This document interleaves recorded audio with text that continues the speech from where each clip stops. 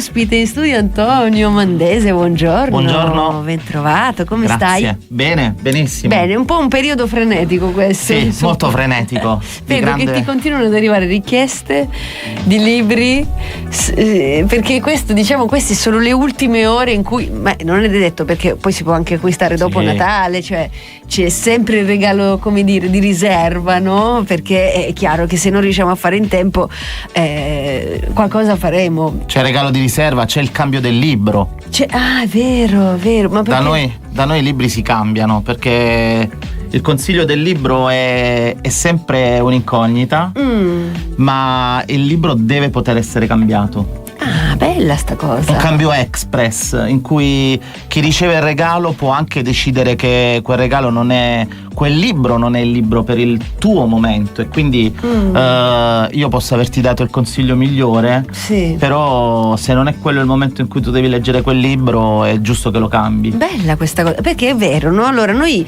quando vogliamo regalare un libro andiamo e noi diciamo questo libro mi serve per questa persona che è così, legge solitamente questo, ama questo genere, eccetera. Però come dici tu, che secondo me è così, ci sono dei periodi della nostra vita in cui magari è più necessario, perché io utilizzerei proprio questa parola, perché ci sono dei libri di cui abbiamo bisogno, vero? Ci sono dei libri di cui abbiamo bisogno. Un libro è come un'esperienza, è come andare a vedere un film al cinema e ti può lasciare diverse sensazioni. Ogni consiglio può essere un ottimo consiglio per tutti quanti noi, però non è detto che quel momento sia il momento giusto per la lettura di quel libro. Sì. Un romanzo storico piuttosto che un giallo, un thriller, piuttosto che una storia d'amore romantica. È vero. E dipende da che persone siamo nel momento in cui leggiamo. E dentro di noi, si dice spesso, c'è una moltitudine, no? E questa moltitudine rappresenta anche i nostri gusti letterari. Sì, è vero. Perché poi dipende, perché in alcuni momenti noi possiamo, come dici tu, no, dire vabbè, ma io adesso mi leggerei benissimo qualcosa che ha a che fare, non lo so, con i miti della Grecia, perché in questo sarebbe bello, no? Anche, non lo so, leggere qualcosa, perché io poi riporto sempre le esperienze dei libri come esperienze condivise anche a casa. Assolutamente. La vita familiare o la vita di comunità poi si rispecchia nella letteratura che noi andiamo a incontrare nella nostra vita. Sì. Spesso noi siamo coinvolti da storie, e i libri stessi, gli editori stessi cercano di attualizzare le storie in funzione di quello che accade nelle nostre comunità. Quindi noi dobbiamo intercettare la lettura per quel momento. Sì, è vero. Spesso anche, però, mi viene da dire, essere bravi. Stiamo parlando sottilmente del consiglio del libro. Questo è proprio il mestiere del libro. Sì. E spesso però è bello anche rivoluzionare e dare un consiglio di pancia. Quindi bello. non è detto sempre che bisogna ascoltarsi fino in fondo, ma si può anche tentare una nuova strada, una piccola rivoluzione in cui quello che c'è dentro viene fuori e ci sconvolge un po' la nostra quotidianità, e quello che poi ci tiene legati alla lettura. Cioè non è soltanto scopriamo l'assassino, ma è cerchiamo di capire come va a finire, oppure questa storia mi sta avvolgendo.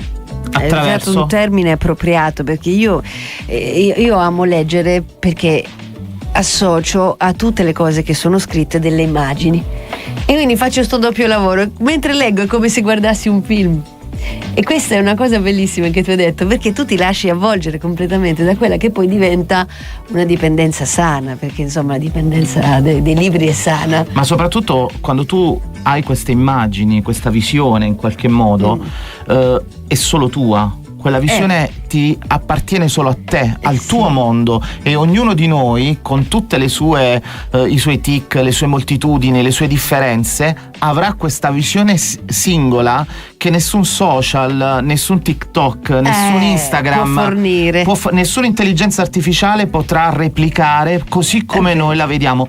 È il sapore della lettura, è il sapore del libro. Ogni libro ha un sapore diverso, ogni parola ha un sapore diverso.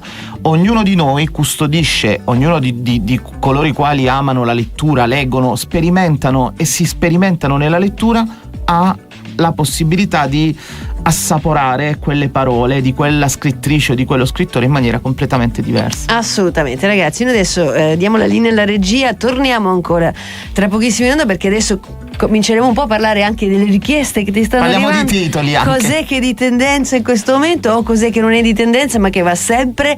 A tra poco, mi raccomando, restate con noi. Abbiamo parlato prima un po' di quella che è la sensazione generale o nostra, o le percezioni che possiamo avere davanti a un libro, e adesso cominciamo a dire qualche titolo, e la domanda è: ma quali sono le richieste in questo periodo che ti arrivano? Dalle più particolari alle classiche? La qualunque, diciamo che adesso il libro è veicolato molto dai social network, e quindi c'è le classifiche si fanno prima su TikTok e poi probabilmente ma anche lì, perché io la musica ormai mi sono arresa che TikTok, insomma, diciamo che ci sono dei trend. Spiegare il meccanismo di vendita del libro è impossibile. Non potremo mai capire come un libro fa a diventare un bestseller. Eccezione fatta per quei grandi autori che diventano grandi. Mi riferisco anche a personaggi letterari pugliesi come Giancarlo De Cataldo, comincio dai tarantini, sì, assolutamente, come Donato Carrisi, per esempio, che hanno raggiunto le vette sia in termini di vendita che in termini di lettori veri, concreti. Però è vero anche che ci sono dei meccanismi che permettono ad alcuni libri di essere più venduti e ad altri meno. Di sicuro il mestiere del libraio, io lo rilancio questo mettendomi un po' il cappellino, è quello del consiglio del libro, ma anche quello della scelta del libro da avere sul proprio scaffale. Cioè noi siamo dominati sempre di più dai grossi player di mercato, e quindi quelli sono i libri che ci vengono richiesti maggiormente. Aldo Cazzullo, Francesco il primo italiano, piuttosto che Alessandro Barbero, sempre su San Francesco. Adesso in questo momento sta veleggiando verso le vette della classifica Cesare di Alberto Angela, che è un altro libro ripreso dal De Bello Gallico di Cesare. Però noi abbiamo anche la forza e il desiderio di comunicare al lettore la scelta delle nostre letture, del nostro palato. Non necessariamente libri famosi, ma libri utili che ci piace consigliare perché magari ci sono piaciuti nel corso dell'anno, e quindi il rilancio nelle piccole librerie del catalogo. Del catalogo degli editori. In questo momento un altro dei best seller mi viene in mente Nella carne, di questo scrittore ungherese, pubblicato da Adelphi, che ha vinto il Booker Prize, importantissimo, paragonato, in cui quest'uomo, questa epopea contemporanea viene paragonata un po' a Barry Lyndon. Ecco, ci sono tanti libri, ci sono libri di guarigione belli, ci sono libri di poesia, ancora se ne comprano? Libri di poesia se ne comprano sempre meno e sempre pochi, e sempre troppo pochi. Che peccato, io li adoro anche i libri di poesia. La poesia è un settore che noi nelle piccole librerie manteniamo, ma che non è leader di mercato. Ok. Però c'è tanto da dire anche sulla poesia in lingua italiana. Noi siamo la terra di Dante, voglio dire, abbiamo tanto da dire, e anche in termini di evoluzione della lingua. Libri per bambini.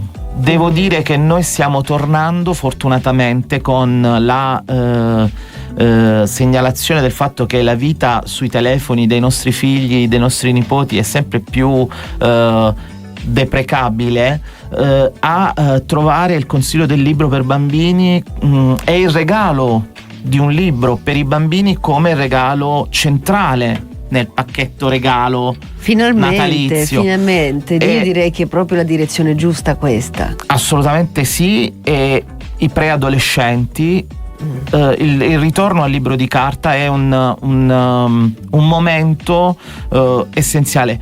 Permettimi di rilanciare il tema dei classici. Assolutamente. Ne parliamo, ma autori come Italo Calvino, autori come Bradbury, che adesso gli insegnanti di liceo si affannano a far leggere durante le vacanze, e sono momenti di lettura e di crescita importanti. E poi il consiglio che mi permetto di dare è quello di non cercare le classifiche. Io oggi sono venuto qui con l'intenzione di parlare di alcuni libri che sono necessariamente sullo scaffale delle librerie, ma sono venuto anche per parlare di libri più di terza fila, di quarta fila, della memoria.